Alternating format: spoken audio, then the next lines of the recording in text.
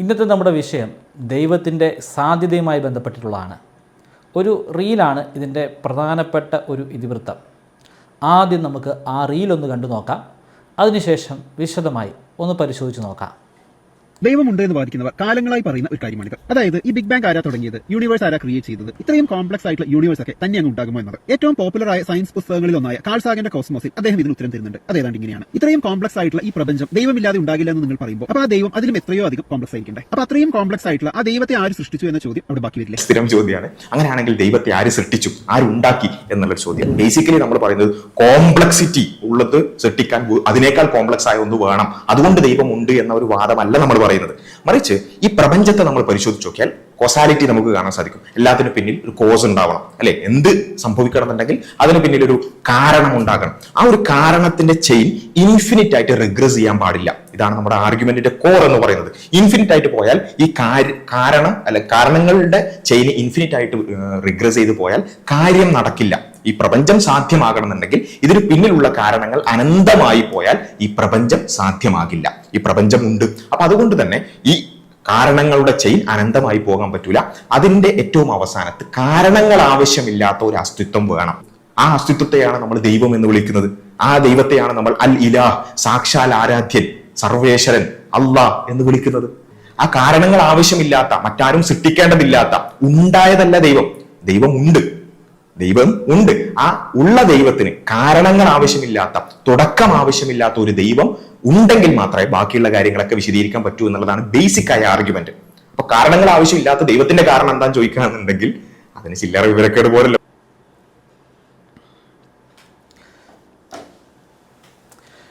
കാലങ്ങളായി നടക്കുന്ന ഒരു വലിയ സംവാദമാണ്. ആ സംവാദത്തിൻ്റെ ഒരു ബാക്കി പത്രമാണ് നമ്മൾ ഈ റീലിൽ കണ്ടത്. ഇതിൽ മല്ലു അനലിസ്റ്റ് പറയുന്നത് അഡ്വാൻസ്ഡ് തിയററ്റിക്കൽ ഫിസിക്സിനെ കുറിച്ചാണ്. അതേസമയം ഡോക്ടർ ബാസിൽ പറയുന്നത് മെറ്റാഫിസിക്കൽ ഫിലോസഫിയെക്കുറിച്ചാണ്. കാലാകാലങ്ങളിലായിട്ട് ഈ ഒരു ഏറ്റുമുട്ടൽ നടക്കുന്നുണ്ട്. അഡ്വാൻസ്ഡ് തിയററ്റിക്കൽ ഫിസിക്സ് അനുസരിച്ച് നമ്മൾ കാലത്തിൻ്റെ പിന്നിലേക്ക് പോവുകയാണെങ്കിൽ 1380 കോടി വർഷം പിന്നിലേക്ക് പോവുകയാണെങ്കിൽ അവിടെ ബിഗ് ബാങ് എന്ന് പറയുന്ന ഒരു പ്രതിഭാസം നടക്കുന്നുണ്ട്. ആ പ്രതിഭാസത്തിലൂടെയാണ് ഇന്ന് കാണുന്ന നമ്മുടെ പ്രപഞ്ചം ഈ രൂപത്തിലേക്ക് മാറിയത്. അത് ഇപ്പോഴും മാറിക്കൊണ്ടേയിരിക്കുകയാണ്, തുടർച്ചയായിട്ട് എക്സ്പാൻഡ് ചെയ്തുകൊണ്ടേയിരിക്കുകയാണ്. അപ്പോൾ ഒരു ചോദ്യമുണ്ട്, 1380 കോടി വർഷങ്ങൾക്ക് മുമ്പ് എന്തായിരുന്നു? ബിഗ് ബാങ് ഒരു സിംഗുലാരിറ്റിയിൽ നിന്നാണ് എക്സ്പാൻഡ് ചെയ്തത്. അതായത് പ്രപഞ്ചത്തിലുള്ള സകല ഊർജവും അതിലടങ്ങിയിട്ടുണ്ട്. ഇന്ന് കാണുന്ന സകല മാറ്ററും ഡാർക്ക് എനർജിയും എല്ലാം ആ ഒരു സിംഗുലാരിറ്റി പോയിന്റിൽ ഉണ്ട്. അത് പിന്നീട് എക്സ്പാൻഡ് ചെയ്തിട്ടാണ് ഇന്ന് കാണുന്ന പ്രപഞ്ചമുണ്ടായത്. അപ്പോൾ എന്താണ് ഈ സിംഗുലാരിറ്റി പോയിൻ്റ്? ആ സിംഗുലാരിറ്റി പോയിൻറ്റിന് മുൻപ് എന്തായിരുന്നു? ഇത് നമുക്ക് ഫിസിക്സിൻ്റെ ഒരു അതിർവരമ്പായിട്ട് പറയാം. കാരണം ഫിസിക്സിന് അതിനപ്പുറത്തേക്കുള്ള ഉത്തരവില്ല. എന്താണ് സിംഗുലാരിറ്റി പോയിൻ്റ് എന്ന് നമുക്ക് പറയാൻ സാധിക്കില്ല. കാരണം എന്താണ് സിംഗുലാരിറ്റി പോയിൻ്റ് എന്ന് പറയണമെങ്കിൽ, അല്ലെങ്കിൽ അതിന് മുൻപുള്ള എൻറ്റിറ്റി എന്താണെന്ന് പറയണമെങ്കിൽ നമുക്ക് രണ്ട് തിയറികളെ ഒന്നിപ്പിക്കണം. ഒന്ന് ജനറൽ റിലേറ്റിവിറ്റി, ആൽബർട്ട് ഐൻസ്റ്റീൻ്റെ ജനറൽ റിലേറ്റിവിറ്റി, അത് ഗ്രാവിറ്റിയുമായി ബന്ധപ്പെട്ടതാണ്. മറ്റൊന്ന് ക്വാണ്ടം മെക്കാനിക്സ്. ക്വാണ്ടം മെക്കാനിക്സും ജനറൽ റിലേറ്റിവിറ്റിയും പരസ്പരം ഒന്നിപ്പിച്ച് ഒരു ക്വാണ്ടം ഗ്രാവിറ്റി എന്താണെന്ന് മനസ്സിലാക്കാൻ സാധിക്കണം. കാരണം ഈ പ്രപഞ്ചത്തിൽ കാണുന്ന സകല പദാർത്ഥങ്ങളും ഒരു ചെറിയ സിംഗുലാരിറ്റി പോയിന്റിൽ, ഒരു പ്ലാങ്ക്സ് ലെങ്തിൻ്റെ അത്രയും മാത്രം വലിപ്പമുള്ള സിംഗുലാരിറ്റി പോയിന്റിലാണുള്ളത്. അപ്പോൾ ഈ ലാർജ് സ്കെയിലുള്ള പ്രപഞ്ചം അത് ജനറൽ റിലേറ്റിവിറ്റിയുമായിട്ട് ബന്ധപ്പെട്ടതാണ്. പക്ഷേ ഒരു പ്ലാങ്ക്സ് ലെങ്തി മാത്രമുള്ള, അത്രയും മാത്രം ചെറിയ വലിപ്പമുള്ള ഈ സിംഗുലാരിറ്റി പോയിൻറ്റിൻ്റെ ഉള്ളിലേക്ക് നമ്മൾ ഈ പദാർത്ഥങ്ങളെല്ലാം കൂടെ വരുമ്പോൾ അവിടെ ക്വാണ്ടം മെക്കാനിക്സിനാണ് പ്രാധാന്യമുള്ളത്. അപ്പോൾ ഒരേ സമയം അവിടെ ജനറൽ റിലേറ്റിവിറ്റി ഉണ്ട്, അതുപോലെ ക്വാണ്ടം മെക്കാനിക്സ് ഉണ്ട്. ഇത് രണ്ടും കൂടെ ചേർത്തിട്ട് ഒന്നിപ്പിച്ച് ഒരു യൂണിഫൈഡ് തിയറി ഉണ്ടാക്കാൻ ഇപ്പോഴും നമ്മളെ കൊണ്ട് സാധിക്കുന്നില്ല.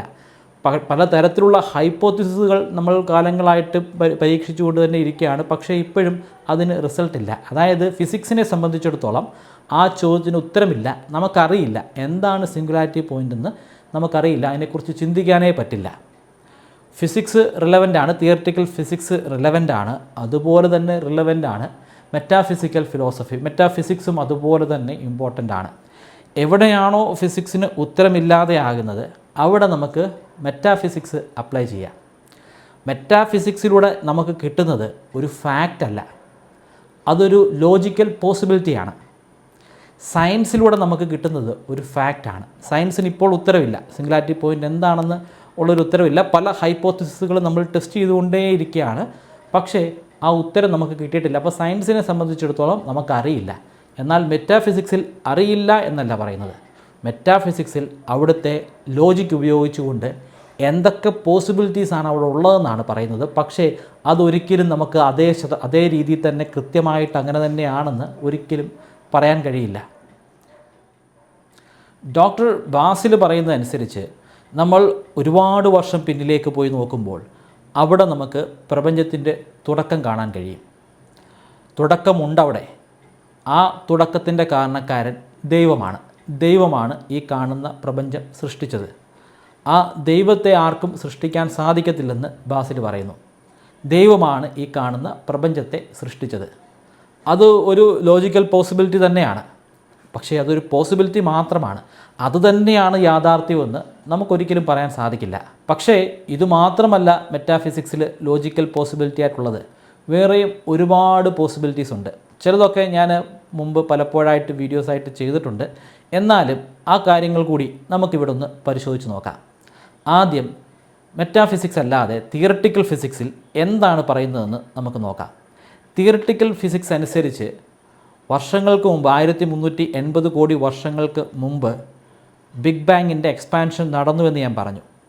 ആ എക്സ്പാൻഷൻ നടക്കുമ്പോഴായിരുന്നു ടൈം ഉണ്ടായത്, ടൈം എന്ന ഡിമെൻഷൻ ഉണ്ടായത്. ആൽബർട്ട് ഐൻസ്റ്റീൻ്റെ ജനറൽ തിയറി ഓഫ് റിലേറ്റിവിറ്റി അനുസരിച്ച് സ്പേസും ടൈമും കൂടി ചേർന്നിട്ടുള്ള ഒരു എൻറ്റിറ്റി ഉണ്ട്. സ്പേസ് ടൈം എൻറ്റിറ്റി എന്ന് നമ്മൾ പറയും. ആ സ്പേസ് ടൈം എൻറ്റിറ്റിയുടെ തുടക്കം തന്നെ ഈ ബിഗ് ബാങ് ആയിരുന്നു. അതായത് അതിന് മുമ്പ് ടൈം എന്നൊന്നില്ല. ടൈം ശരിക്കും ഉണ്ടായത് ഏകദേശം 1380 കോടി വർഷങ്ങൾക്ക് മുമ്പാണ്. ടൈം അതിന് മുമ്പ് ഇല്ലാത്തത് കൊണ്ട് തന്നെ അതിന് മുമ്പ് എന്ത് നടന്നു എന്ന് നമുക്ക് പറയാൻ സാധിക്കത്തില്ലെന്നാണ് അനേകം തിയററ്റിക്കൽ ഫിസിസ്റ്റുകൾ പറയുന്നത്. ഇതിനെ നമുക്ക് സ്റ്റീഫൻ ഹോക്കിങ് പറഞ്ഞ ഒരു അനാലജിയായിട്ട് കമ്പയർ ചെയ്യാം. ഭൂമിയുടെ പല കോണുകളിൽ നിന്നുകൊണ്ട് നമുക്ക് എവിടെയാണ് നോർത്ത് എന്ന് പറയാൻ സാധിക്കും. പക്ഷേ നമ്മൾ നോർത്ത് പോളിൽ നിന്നുകൊണ്ട് എവിടെയാണ് നോർത്ത് എന്ന് പറയാൻ സാധിക്കുമോ? നമ്മൾ നിൽക്കുന്നത് തന്നെ നോർത്തിലാണ്. അതുകൊണ്ട് തന്നെ ടൈം ഉണ്ടാകുന്നതിന് മുമ്പ് അതിന് മുമ്പ് എന്തായിരുന്നു എന്ന ചോദ്യത്തിന് പ്രസക്തിയില്ലെന്നാണ് നമുക്ക് ജനറൽ തിയറി ഓഫ് റിലേറ്റിവിറ്റിയിൽ പറയാൻ സാധിക്കുന്നത്. പക്ഷേ അപ്പോഴും അവിടെ ഒരു ചോദ്യം അവശേഷിക്കുന്നു. ഈ പറയപ്പെടുന്ന സിംഗുലാരിറ്റി എന്താണെന്ന് നമുക്ക് പറയാൻ സാധിക്കുന്നില്ല. ആ സിംഗുലാരിറ്റിയിലെ പദാർത്ഥങ്ങളുടെ അവസ്ഥ എന്താണെന്ന് നമുക്ക് പറയാൻ സാധിക്കുന്നില്ല. ഞാൻ മുമ്പ് ഈ സിംഗുലാരിറ്റിയുമായി ബന്ധപ്പെട്ടൊരു വീഡിയോ ചെയ്തപ്പോൾ വേറൊരു കോൺസെപ്റ്റ് കൂടി പറഞ്ഞിരുന്നു. ടൈം എന്ന് പറയുന്ന ഡിമെൻഷൻ അത് നമുക്ക് മനസ്സിലാക്കാൻ സാധിക്കുന്ന ഒരു ഡിമെൻഷനാണ്. ടൈം എന്ന ഡൈമെൻഷൻ 1380 കോടി വർഷങ്ങൾക്ക് മുമ്പ് ഉണ്ടായെന്ന് പറയുന്നു. എന്നാൽ അതിനു മുമ്പ് ടൈം എന്ന ഡിമെൻഷൻ ഇല്ല, പക്ഷേ വേറെ ഡിമെൻഷൻസ് ഉണ്ടാവാനുള്ള സാധ്യതയുണ്ട്. ആ ഡിമെൻഷൻസ് എന്താണെന്ന് ശരിക്കും നമുക്കറിയേയില്ല. അതുമായി ബന്ധപ്പെട്ട് ഒരുപാട് തിയറികളുണ്ട്, പല പല ഡിമെൻഷനുകളെക്കുറിച്ച് ഡിസ്കസ് ചെയ്യുന്നുണ്ട്. പക്ഷേ അതൊക്കെ ഇപ്പോഴും വെറും ഹൈപ്പോത്തിസിസ് ആയിട്ട് മാത്രമാണ് നിൽക്കുന്നത്. പ്രപഞ്ചത്തിൽ നടക്കുന്ന സകല കാര്യങ്ങൾക്കും ഒരു കോസ് ഉണ്ടെന്ന് ബാസിൽ പറയുന്നു. പക്ഷേ എല്ലാ കാര്യങ്ങൾക്കും കോസ് ഉണ്ടാകണമെന്നില്ല, കോസ് ഇല്ലാതെ നടക്കുന്നുണ്ട്. ഒരുപക്ഷെ എൻ്റെ ഈ വീഡിയോ കണ്ടിട്ട് ഒരുപാട് പേരെന്നെ ആക്രമിക്കുമായിരിക്കും. കാരണം ഇതേ കാര്യങ്ങൾ പറഞ്ഞിട്ടുള്ള ഒരുപാട് പേര് സോഷ്യൽ മീഡിയയിൽ പല വിശ്വാസികളാൽ ആക്രമിക്കപ്പെട്ടുകൊണ്ടിരിക്കുകയാണ്. എന്നെയും ആക്രമിക്കുമായിരിക്കും. പക്ഷേ വാസ്തവം പറഞ്ഞേ മതിയാകത്തുള്ളൂ. ഇപ്പോൾ ക്വാണ്ടം മെക്കാനിക്സ് എടുത്തു കഴിഞ്ഞാൽ സ്പേസിൽ ഒരു കോസും ഇല്ലാതെ തന്നെ കൃത്യമായിട്ട് നമുക്ക് പറയാൻ സാധിക്കാതെ വിർച്വൽ പാർട്ടിക്കിൾസ് അവിടെ പോപ്പപ്പ് ചെയ്തു വരുന്നുണ്ട്.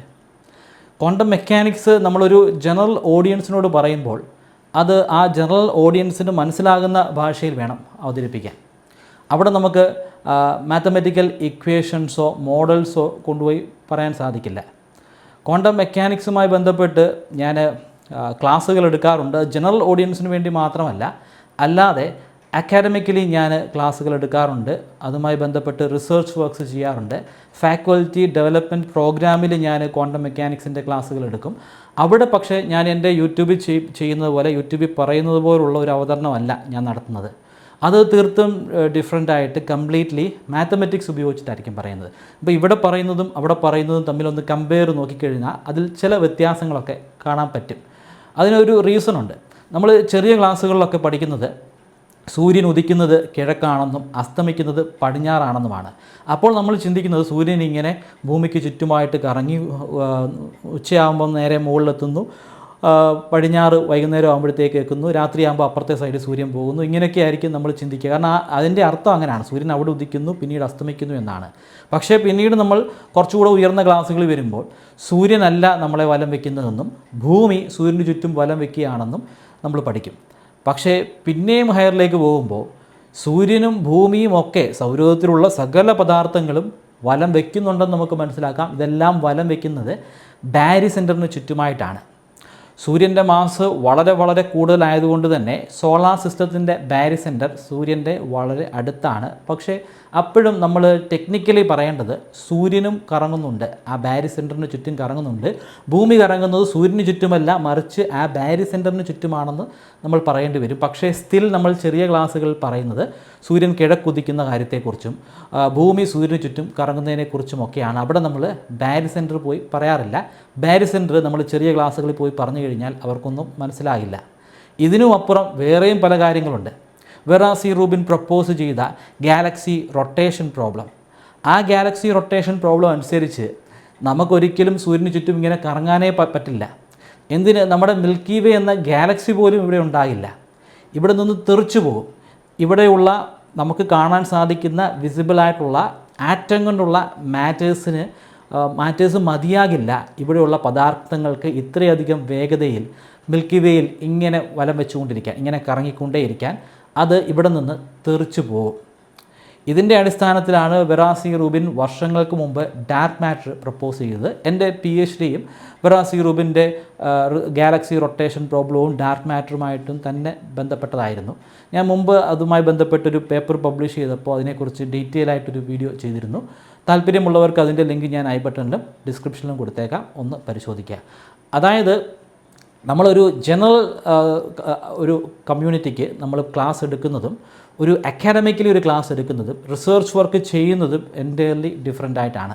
റിസർച്ച് വർക്കിന് നമ്മൾ ഉപയോഗിക്കുന്ന പാരാമീറ്റേഴ്സോ അല്ലെങ്കിൽ ആ കാര്യങ്ങളോ അതിൻ്റെ മെത്തഡോളജികളോ പ്രൊസീജിയേഴ്സോ ഒരിക്കലും നമുക്ക് അല്ലാതെ അവതരിപ്പിക്കാൻ സാധിക്കില്ല. ഇപ്പോൾ നിലവിൽ ഞാൻ ചിനാർ ക്വാണ്ടം AIയിലെ ഒരു ചീഫ് ഇന്നോവേറ്റീവ് ഓഫീസറായിട്ടുള്ള ഗോകുൽ അലക്സുമായിട്ട് റിസർച്ച് വർക്ക്സ് ചെയ്തുകൊണ്ടിരിക്കുകയാണ്. ഞങ്ങൾ നിരന്തരമായിട്ട് കമ്മ്യൂണിക്കേറ്റ് ചെയ്യുകയാണ്. അത് ഇപ്പോൾ പബ്ലിഷ് ആയിട്ടുള്ള ആ വർക്കുകൾ ഇനിയും ഒരു 1.5 വർഷങ്ങൾക്ക് ശേഷമായിരിക്കും പബ്ലിഷ് ആകുന്നത്.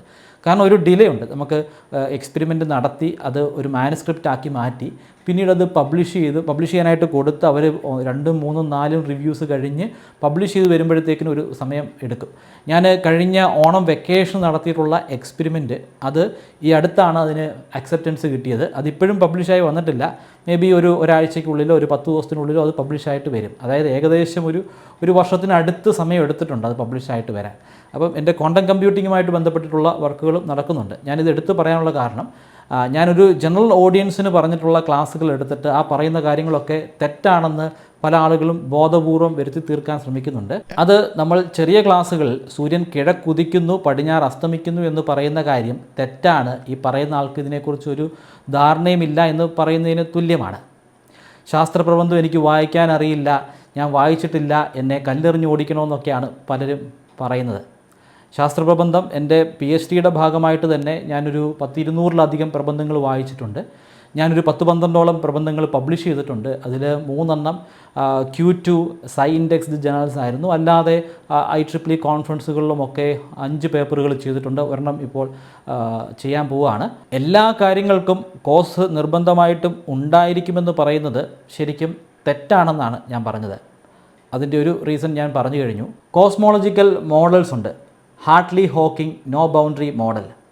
അതിന് ഒരു കോഴ്സിൻ്റെ ആവശ്യമില്ല. പ്രപഞ്ചമുണ്ടായത് തന്നെ കോഴ്സൊന്നുമില്ലാത്ത ഒരു ക്വാണ്ടം ഇവൻറ്റിലൂടെയാണെന്ന് പറയുന്ന ഹൈപ്പോത്തിസിസുമുണ്ട്. അത് ഹൈപ്പോത്തിസിസ് മാത്രമാണ്.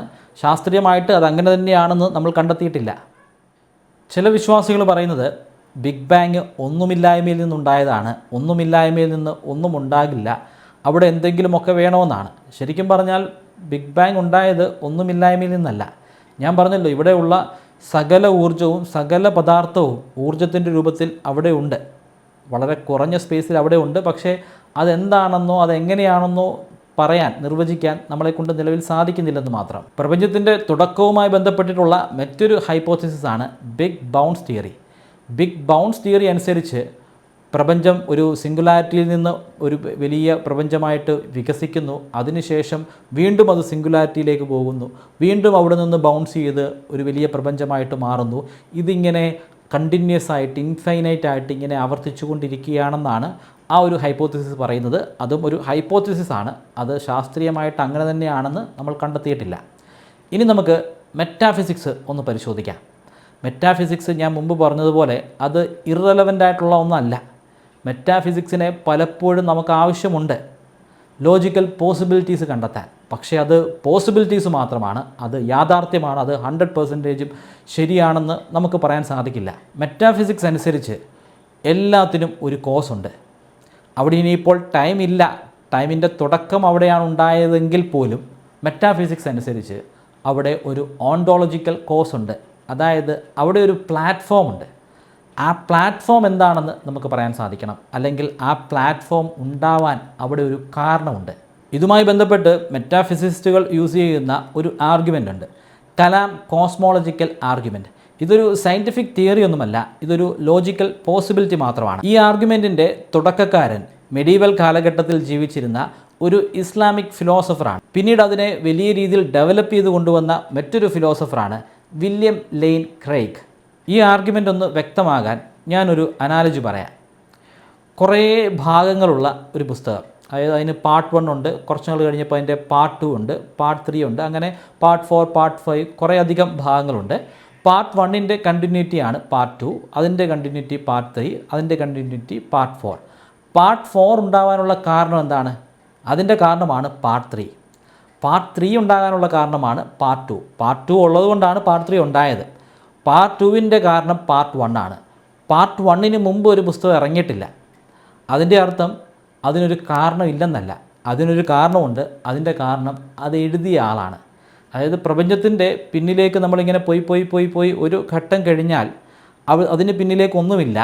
അതിൻ്റെ അർത്ഥം അതിനൊരു കാരണക്കാരനില്ലെന്നല്ല, അതിൻ്റെ ഒരു കാരണക്കാരനുണ്ട്. ആ കാരണക്കാരനാണ് ക്രിയേറ്റർ. ഇതാണ് കലാം ആർഗ്യുമെൻറ്റ്, കോസ്മോളജിക്കൽ ആർഗ്യുമെൻറ്റിൽ പറയുന്നത്. ഇതനുസരിച്ച് മെറ്റാഫിസിക്കലി ഒരു പോസിബിലിറ്റി ഉണ്ട്, ഒരു ലോജിക്കൽ പോസിബിലിറ്റി ഉണ്ട്, അത് ശരി തന്നെയാണ്. പക്ഷേ ഇത് മാത്രമല്ല പോസിബിലിറ്റി, മെറ്റാഫിസിക്സിൽ വേറെയും അനേകം പോസിബിലിറ്റീസ് ഉണ്ട്. ഇത്തരത്തിലുള്ള മറ്റൊരു ലോജിക്കൽ പോസിബിലിറ്റിയാണ് മെറ്റാഫിസിക്കൽ നാച്ചുറലിസം. അതനുസരിച്ച് കോൺഷ്യസ് ആയിട്ടുള്ളൊരു ദൈവമില്ല, പ്ലാൻ ചെയ്ത് ഇങ്ങനൊരു പ്രപഞ്ചം ഉണ്ടാക്കിയിട്ടേ ഇല്ല. അൺഗൈഡഡ് ആയിട്ടുള്ള ഒരു നിയന്ത്രണവുമില്ലാതെയുള്ള ഒരു മൾട്ടിവേഴ്സ് ജനറേറ്ററാണ് ഇവിടെ ഉള്ളത്. അതനുസരിച്ച് ഇവിടെ അനേകം വേറെ പ്രപഞ്ചങ്ങളുണ്ട്.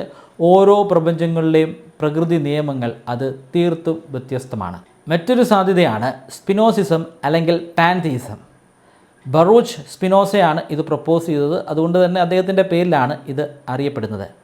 ആൽബർട്ട് ഐൻസ്റ്റീൻ കരുതിയിരുന്നത് ഇത്തരത്തിലുള്ള ഒരു ദൈവമാണ് ഇവിടെ ഉള്ളതെന്നാണ്, സ്പിനോസയുടെ ദൈവമാണ് ഇവിടെ ഉള്ളതെന്നാണ്. സ്പിനോസയുടെ ദൈവം അതും കോൺഷ്യസ് ആയിട്ടുള്ളൊരു ദൈവമല്ല, ഈ പ്രപഞ്ചം തന്നെയാണ് ദൈവം. അതായത് എക്സ്റ്റേണലായിട്ടുള്ള, അതായത് ഈ പ്രപഞ്ചത്തിന് വെളിയിലുള്ള, ഈ പ്രപഞ്ചത്തെ ക്രിയേറ്റ് ചെയ്തിട്ടുള്ള കോൺഷ്യസ് ആയിട്ടുള്ള ഒരു ദൈവമില്ല. നാലാമത്തെ സാധ്യത മാത്തമാറ്റിക്കൽ യൂണിവേഴ്സ് ഹൈപ്പോത്തിസിസ്. മാക്സ് ടെക്മാർക്കാണ് ഇതിൻ്റെ പ്രധാനപ്പെട്ട വക്താവ്. ഇതനുസരിച്ച് ഈ പ്രപഞ്ചം ഒരു 4D മാത്തമാറ്റിക്കൽ സ്ട്രക്ചറാണ്. മാത്തമാറ്റിക്സ് ആണ് ഇതിനെ പൂർണ്ണമായിട്ടും നിയന്ത്രിക്കുന്നത്. ഈ മാത്തമാറ്റിക്സ് ഉള്ളതുകൊണ്ടാണ് പ്രപഞ്ചം ഇവിടെ നിലനിൽക്കുന്നത്. മാത്തമാറ്റിക്കൽ ലോജിക്കുകൾ കൃത്യമായതുകൊണ്ട് ആ കൃത്യത പ്രപഞ്ചത്തെ ഇങ്ങനെ നിലനിൽക്കാൻ വേണ്ടിയിട്ട് പ്രേരിപ്പിക്കുന്നു, അല്ലെങ്കിൽ അതിനെ ഫോഴ്സ് ചെയ്യിക്കുന്നു. അഞ്ചാമത്തത് ആക്സിമാർക്കിസം. ആക്സിമാർക്കിസം അനുസരിച്ച് ഇവിടെയെല്ലാം കൃത്യമായിട്ടാണ് നടക്കുന്നത്. ഇവിടെയെല്ലാം കൃത്യമായിട്ടുള്ള ഓർഡേഴ്സ് ഉണ്ട്. അതെല്ലാം കൃത്യമായിട്ട് അങ്ങനെ തന്നെ പരിപാലിക്കാൻ ഇവിടെ പ്രകൃതിയുടെ നിയമങ്ങളുണ്ട്. ഗ്രാവിറ്റി അത്തരത്തിലുള്ളൊരു നിയമമാണ്. ആ നിയമങ്ങൾ ഉള്ളതുകൊണ്ടാണ് ഇവിടെ പ്രപഞ്ചം ഇങ്ങനെ നിലനിൽക്കുന്നത്. അല്ലാതെ ഇവിടെ കോൺഷ്യസ് ആയിട്ടുള്ള ഒരു ദൈവമില്ലെന്ന് ആക്സിമാർക്കിസം പറയുന്നു. ഏറ്റവും അവസാനമായി എറ്റേണലിസം അല്ലെങ്കിൽ ബ്ലോക്ക് യൂണിവേഴ്സ് അതുമല്ലെങ്കിൽ ബി തിയറി എന്താണെന്ന് നമുക്കൊന്ന് നോക്കാം. മുമ്പ് ഇതിനെക്കുറിച്ച് വളരെ ഡീറ്റെയിൽ ആയിട്ടുള്ളൊരു വീഡിയോ ഞാൻ ചെയ്തിരുന്നു.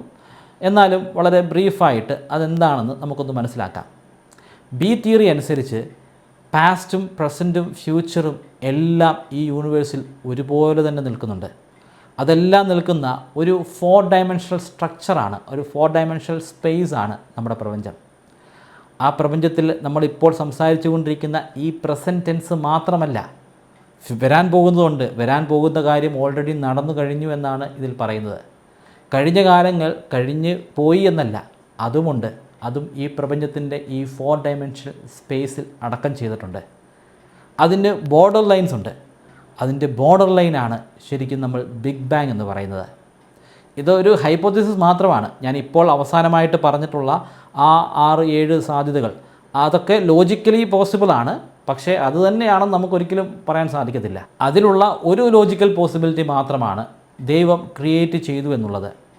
അപ്പോഴും ഒരു ചോദ്യം അവശേഷിക്കുന്നു: ഏത് ദൈവം? ഓരോ വിഭാഗങ്ങൾക്കും ഓരോരോ ദൈവങ്ങളുണ്ട്. ഓരോ ഗോത്രത്തിനും ഓരോ ദൈവമുണ്ട്. അത് ഒരുപാട് ആളുകളിലേക്ക് എത്തി അല്ലെങ്കിൽ ഒരുപാട് അങ്ങ് പ്രചരിക്കപ്പെട്ടു എന്നതിൻ്റെ അർത്ഥം അതാണ് ഈ പറയപ്പെടുന്ന ദൈവമെന്നല്ല.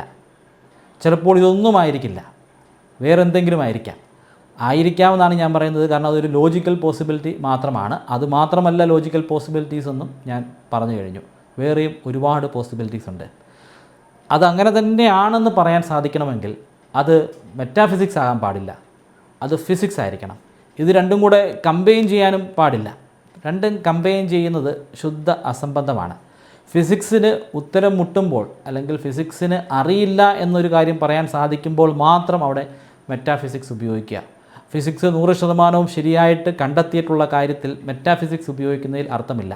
അതുകൂടാതെ മെറ്റാഫിസിക്സിൻ്റെ ഉള്ളിലേക്ക് ഫിസിക്സിനെ കൊണ്ടുവരുന്നതും ഒരു അർത്ഥവുമില്ലാത്ത കാര്യമാണ്. കാരണം ഫിസിക്സിന് അവിടെ അറിവില്ല. ആ അറിവില്ലാത്ത ഇതിലേക്ക് നമ്മൾ എങ്ങനെയാണ് ഫിസിക്സിനെ കൊണ്ടുവരുന്നത്? അതുകൊണ്ട് തന്നെ അവിടെ നമുക്ക് ഫിസിക്സ് ഉപയോഗിക്കാൻ സാധിക്കത്തില്ല. അവിടെ നമ്മൾ മെറ്റാഫിസിക്സ് ആണ് അവിടെ കൈകാര്യം ചെയ്യേണ്ടത്. ഫിസിക്സ് ഉപയോഗിക്കുന്നിടത്ത് മെറ്റാഫിസിക്സ് കൊണ്ടുവരാൻ സാധിക്കില്ല.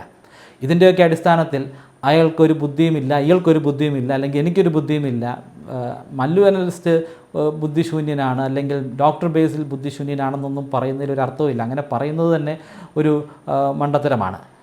അങ്ങനെയല്ല പറയേണ്ടത്. നമ്മൾ അതിൻ്റെ എല്ലാ സാധ്യതകൾ പരിശോധിക്കുകയാണ് വേണ്ടത്. സയൻസിനെ എതിർക്കുകയല്ല വേണ്ടത്. സയൻസ് പറഞ്ഞു വെച്ച് അതിന് ഉത്തരം മുട്ടി നിൽക്കുന്നതിനെ കളിയാക്കുകയല്ല വേണ്ടത്. അവിടെ നമുക്ക് ലോജിക്കൽ പോസിബിലിറ്റീസ് നോക്കാം. അതിനെ നമ്മൾ സയൻറ്റിഫിക്കലി വേണമെങ്കിൽ ഒരു ഹൈപ്പോത്തിസിസായിട്ട് കൺവേർട്ട് ചെയ്യാൻ പറ്റുമോ എന്ന് പരിശോധിക്കണം. അങ്ങനെ ഹൈപ്പോത്തിസിസായിട്ട് കൺവേർട്ട് ചെയ്യാൻ സാധിക്കുമെങ്കിൽ ആ ഹൈപ്പോത്തിസിസിനെ ടെസ്റ്റ് ചെയ്ത് അതിൻ്റെ വേർഡിക്റ്റ് എന്താണെന്ന് മനസ്സിലാക്കാനായിട്ട് ശ്രമിക്കണം. നിരന്തരമായിട്ടുള്ള ശ്രമങ്ങൾ കൊണ്ട്, നിരന്തരമായിട്ടുള്ള പഠനങ്ങൾ കൊണ്ട് നമുക്ക് അറിയാൻ സാധിക്കാത്ത പല കാര്യങ്ങളെയും നമുക്ക് മനസ്സിലാക്കാൻ ശ്രമിക്കാം. നിങ്ങൾക്ക് ഞാനൊരു 25 മെമ്മറി ട്രിക്കുകൾ പറഞ്ഞുതരാം. ആ മെമ്മറി ട്രിക്കുകൾ ഉപയോഗിച്ച് എത്ര കടുകട്ടിയായിട്ടുള്ള വിഷയങ്ങളും വളരെ ഈസി ആയിട്ട് പഠിക്കാനും ദീർഘനാളത്തേക്ക് നിങ്ങളുടെ ഓർമ്മശക്തിയിൽ സൂക്ഷിച്ചു വയ്ക്കാനും സാധിക്കും. ഈ 25 മെമ്മറി ട്രിക്കുകൾ ഒരു കോഴ്സിൻ്റെ രൂപത്തിൽ ബ്രൈറ്റ് കേരളൈറ്റിൻ്റെ വെബ്സൈറ്റിലും അതുപോലെ മൊബൈൽ ആപ്ലിക്കേഷനിലും ഇപ്പോൾ ലഭ്യമാണ്. 3000 രൂപയാണ് ഈ കോഴ്സിൻ്റെ റേറ്റ്. എന്നാൽ നിങ്ങൾ ഇപ്പോൾ രജിസ്റ്റർ ചെയ്യുകയാണെങ്കിൽ 20% ഡിസ്കൗണ്ട് ലഭിക്കുന്നതാണ്. അതിനുവേണ്ടി സ്ക്രീനിൽ കാണുന്നത് പോലെ MBK20 എന്ന പ്രോമോ കോഡ് ഉപയോഗിക്കുക. ഡിസ്ക്രിപ്ഷനിലും ഫസ്റ്റ് കമൻറ്റിലും ഞാൻ ലിങ്ക് കൊടുക്കുന്നുണ്ട്. താല്പര്യമുള്ളവർ ഇപ്പോൾ തന്നെ രജിസ്റ്റർ ചെയ്യുക.